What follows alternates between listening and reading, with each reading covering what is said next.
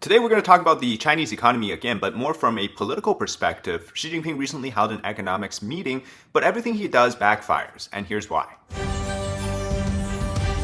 Welcome to China Insider, I'm David Zhang. In our last episode on the Chinese economy, we focused more on the market aspect and the actual conditions in China. Today we're going to focus more on the political aspect, which is, I think, a much bigger reason why the Chinese economy is failing. For a while, you might have heard of this nickname called the Great Accelerator, and that's describing Xi Jinping. And the reason is everything he does actually accelerates to the downfall of the CCP. And it's very interesting, so he's given this nickname where he's accelerating backwards, but at the same time accelerating down to the destruction for the Chinese Communist Party. This week, Xi Jinping held an economics meeting with the top CCP elites, and they discussed multiple aspects regarding trying to revive the economy. And in recent months, we've seen a much bigger role for Xi Jinping in trying to, for example, meeting with the US president, meeting with the European leaders, von der Leyen and Charles Michel, and then also going to Shanghai touring the economic sectors. The image that he's trying to portray is that he is open to reviving the economy, focusing more on the market and China's future. But everything he's done so far is actually the opposite of what he's trying to achieve. Because what he's fundamentally ignoring are the core reasons why. He's doing all these pointless actions, and he's trying to go sort of to different areas to try to find a solution to it. But he knows deep down the real reason why this is happening is because of the CCP itself. And also, Xi Jinping doesn't really understand what a real economic policy will be looking like, because the Chinese Communist Party is very much anti-capitalism, anti-free market economy. So no matter what, fundamentally, these two things are very different from each other. Just take the recent economics meeting. Here's what Xi Jinping said. The first is to improve the political position and unify thoughts and actions with the major decisions and arrangements of the Central Committee of the CCP on economic works. In plain words, it means that the Chinese Communist Party will be the decision maker, taking on more roles than ever before and playing a bigger part than ever before in China's economy. Now, everybody that knows about free market economy or some levels of capitalism knows that the idea here is to let the market do its own things. Obviously, sometimes it fails and then the government steps in, but most of the time, the idea is very simple. You don't intervene. And then Xi Jinping goes on to say that this year's economic performance and economic work achievements fully confirm the correctness and foresight of the Central Committee of the CCP in its judgment of the situation and related decisions. Which to me basically means that no matter what happened in China this year or the year before, the party is always right. They can never be the wrong one, no matter what. But if you look at what's happening across China, multiple industries are going kaboom. Real estate, shadow banking, you have the local debt problem, hidden debt, you have a lack of foreign investments. All these are actually the fault of the party. But they're saying now that everything they've done so far is correct and absolute. Something's wrong here, right? As I mentioned, supply and demand is the fundamental idea of the economy. If you artificially control one or both or either, you end up playing a role where you're trying to regulate the rules of the game, but also being a player at the same time. So you're a referee and a player in this game. And that doesn't work when you're considering that the idea here is to get the market to go by incentives of the buyers and consumers and the makers, right? The supply and demand side. But if you remove that aspect, it's really not a free market economy anymore. And for the last hundreds of years, we've seen that the way that the world flourishes is by adopting the free market policies, whereas history also shows that if you go by the communist route, the USSR was a prime example of this. They end up starving. People were starving, and then it ended up collapsing. And so the CCP right now is basically walking that same path. Another aspect of the planned economy is that there's really no winner or losers, because the winner is always the government, and they have the biggest stake, the biggest power, and the biggest say in this. And so it really reduces the incentives of the private business, small business, the producers to try to innovate or to try to generate new ways to make money, right? Because simply, at the end of the day, that the biggest player that's winning is always going to be the government. Now, prior to Xi Jinping, despite the state plan system was always in place, there was sort of a facade in China where the largest corporations, behind them are still the government or the elites, but they hide it, right? It's not in plain sight. And so you're not technically playing as a referee, but also a player. And in that respect, the biggest companies in China before a decade ago, they were considered private corporations, or at least they weren't as much under the control of the CCP. The second point Xi Jinping wants to do is to strengthen confidence in development and help resolve doubts and build consensus. What he calls, we must deepen the education meditation on the theme of cohesion of mind, forge a strong foundation of soul, unite and forge ahead on a new journey. Now, this sounds a lot like it's asking people to fully cooperate with the ideas of the party. And if you don't follow the party, well, then they're saying that there's no way for China to go forward. Obviously, that's wrong. And no matter what, the economy is really not about personal feelings or ideology. Like I said, it's a very simple concept. But when you take the government into this, it no longer becomes an economy that can be run by normal or at least Harvard Business School principles anymore. And because in China, everything is dependent on the state policies, this creates a problem, right? The party is always going to be the one that's in control. And so nobody else can be blamed for this except for Xi Jinping for where China is today. Before we continue, here's our sponsor segment. Now, recently I've been drinking this beautiful tea from Taiwan. It's called the Taiwan High Mountain Tea. And we were able to get this batch directly from producers in Taiwan, tea farmers who are getting the harvest from an altitude of 1,000 meters or higher. And this Taiwan High Mountain Tea is regarded as one of the highest quality of tea, especially when it comes to green tea in the world. And the taste is, I think, the best part. So this tea, let me smell it.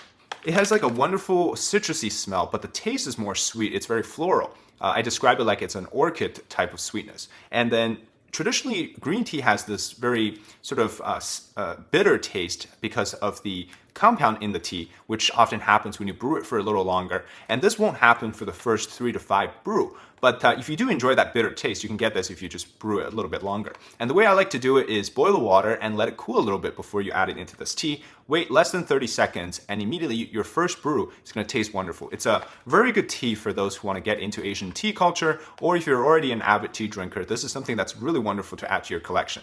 And we do have this in a green tea variety as well as a red tea variety. So head on to my link in the description, and you can also receive a 15% discount if you use the link or use my code David. And check the tea out. It's really good. Also, if you're in the US, you can spend $70 or more, you will get free shipping. That's US only. And yeah, check it out. And precisely the core of this problem is that there's a lack of confidence. What Xi Jinping wants people to do is to believe and trust the government. People in China don't trust the government. They have lost the confidence, especially post-pandemic. People really see that no matter what they do, the political side of things will always overpower their own ideas and own ways and control everything else. So there's no reason for them to trust the government. And this has woken up a lot of people in China. And the way that they're protesting right now is by not spending any money. Consumerism is at an all-time low. Savings at an all-time high. People are just saving up money, right? Nobody's buying things. And in this sense, for the CCP to try to ask the people to trust them again is going to be very, very hard. And also, this doesn't just end domestically, it is also foreign as well. The foreign investments in China is at an all-time low. And this is also because people outside of the country can clearly see what's going on in China, whether that's political side of things, ideological side of things, the pandemic situation, national security, all aspects considered, China is not investable. And China is not a place that fosters a positive economic growth for foreign corporations either. And we've seen exports decrease, manufacturing decrease. So no matter what, this confidence idea is a big problem in China. And then you also have the repeated investigation and arrest of American firms and foreign firms in China, the new spy laws, all these things, right? And so what Xi Jinping doesn't seem to understand right now is he's selling hot garbage when he goes to the investors, the European leaders, or the American president. He's selling hot garbage. Nobody's buying it. Now, the third point here, which I find absolutely hilarious, he says the third is to actively provide suggestions for promoting high-quality development. So he basically wants industry leaders in China to come up with suggestions and tell the central government how they can be better served. Okay, now, if you know anything about the CCP, you know that this is never going to work. Why? Because business leaders have already seen through this. They know that whatever suggestion they try to make, first of all, it's never going to be adopted. Second, they warrant being arrested for treasonous charges or trying to subvert the state if they say something offensive. Remember Jack Ma? He openly criticized the way that Xi was running the country, and they disappeared him for a while. And so that's what happens when you see that. Jack Ma, the former #1 business entrepreneur in China, is treated like that. How would you ever have the want to go up to Xi Jinping and offer your criticisms? And Mao Zedong did this the same way, right? During the early days, he basically said this idea was that to offer criticisms for him and the party so that they can foster an environment where there's a healthy discussion over policies and things like that. And he said this out, and then all these scholars believed him. They started offering him criticisms left and right. And guess what happened to those? Well, it ended up in public struggle sessions, and some of them went to prison, some got murdered. That's what happens in a communist system. So what exactly is the core issue here? Well, it's quite simple. It is the Chinese Communist Party using political ideology rather than rational economic policies to lead the country. And we're now seeing the result of that, which is chaos. And in turn, it has destroyed confidence of everybody on the government and the current environment in China. And we're not done yet, because Xi Jinping actually entrusted the economic side of things, financial side of things, to one of his closest ally right now, named He Lifeng. Now, if you remember back in high school or middle school, when the teacher allowed you to choose your own partners for a project, you were so happy because you get to be with your friends, right? And then you guys do nothing for the entire duration of that project. And in the end, you couldn't submit your hard group work. Or one person has to do it the night before it is due. What happens here is basically Xi Jinping let his bro take over the economic stuff, and He Lifeng is his bro here. And truth be told, I have zero confidence that he's going to get things done. For one, because Xi Jinping is still controlling everything, and so there's nothing that He Lifeng can do. But for second, He Lifeng is not a financial guy. He's not an economics expert. He is a goon of the political leadership, which means that he doesn't know anything about the economy. For this guy to chair a task force, what do you think he's going to do? He's just going to repeat the same thing that Xi Jinping has said, which absolutely doesn't work out. Now, despite He Lifeng being just a vice premier of the CCP, he actually holds real financial power or decision-making power for the finance because of this role that he's been trusted to. This new task force chaired by He Lifeng recently came out with 5 musts, and let me tell you these 5 musts, and you hear and judge for yourself if you think that they're really going to help revive the economy or not. So first, it says that the party's overall leadership must be upheld and strengthened. This point alone, like we've been talking about, is enough to destroy the economy. There's no way that a government inserting itself is going to do any good for the economy. We're honestly not too far from seeing the USSR repetition in China. Second, it says the fundamental goal must be to serve the great cause of building a strong country and rejuvenating the nation. So like I said, there is no other options for business leaders in China to do business the way that they want to, but rather they all have to listen to what the CCP has carved out as this path for them. And that's not going to end well. Third, it says we must deepen the structural reform of the financial supply side and accelerate the construction of a modern financial system with Chinese characteristics. Now, what we've seen so far is anything that has to do with Chinese characteristics under Xi Jinping has essentially failed. Why? Because before Xi Jinping, the reform and opening up era was basically modeled after a Western economy in the way that it followed more market principles. But we've seen that actually brought a lot of wealth and finance possibilities to China. But now we're seeing the opposite, right? Under Xi Jinping, he doesn't like reform and opening up. He wants to be like Mao Zedong, so he does the opposite. He's reverting. And then we've only seen all of these wealth and financial opportunities leave China. So you tell me which one proved itself to be better. And this so-called structural reform is basically another way of saying, we're going to watch you closer, and we're going to put more regulations and surveillance into your company, communist cells, etc., to try to control you and the shareholders. And fourth, it says the financial supervision must be comprehensively strengthened. Oh, look at that. We just talked about this financial supervision. Now they want, rather than just financial and surveillance, all these things, they want more communist control inserted into every aspect of the economy. Like I said, the more you control, the worse it's going to get.